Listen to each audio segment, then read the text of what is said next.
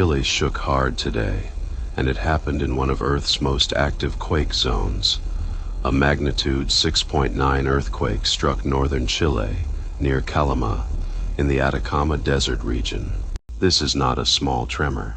Magnitude 6.9 is strong enough to rattle cities, send people checking walls, trigger emergency monitoring, and make scientists look fast at depth, location, and possible aftershocks.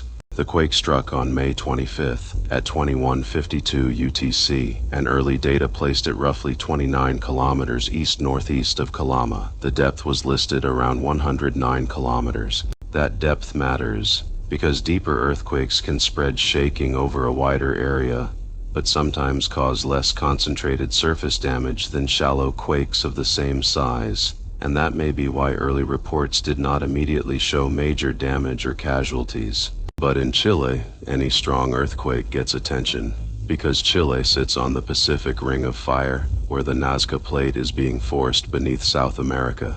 That collision has built mountains, triggered volcanoes, and produced some of the strongest earthquakes ever recorded on Earth. This is a country that knows earthquakes. Chile has strict building codes, a strong monitoring system, emergency agencies that watch these events fast, and people who understand that shaking can happen with little warning.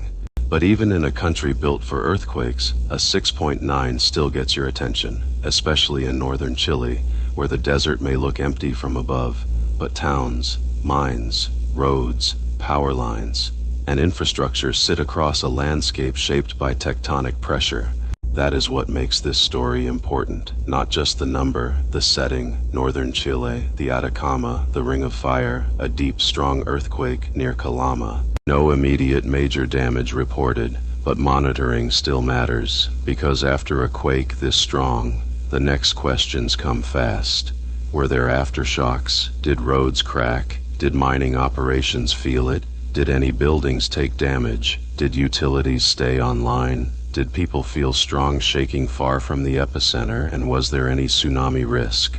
Since this quake was inland and deep, the tsunami concern is not the same as a shallow offshore megathrust event, but the word Chile and the word earthquake always make people think of tsunamis, because this is where some of the largest quake disasters in history have happened. That is why the exact location matters.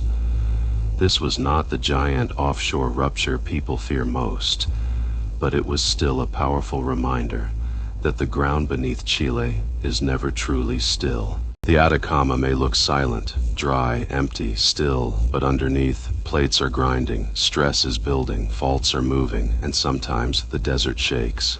A magnitude 6.9 near Calama, deep underground, felt across the region. No immediate major damage reported, but strong enough to remind everyone why Chile watches the ground so closely. For earthquake tracking, volcano updates, severe weather alerts, and real-time Earth event stories, go to StormScapes.xyz, because sometimes the desert looks quiet, right up until the ground starts moving.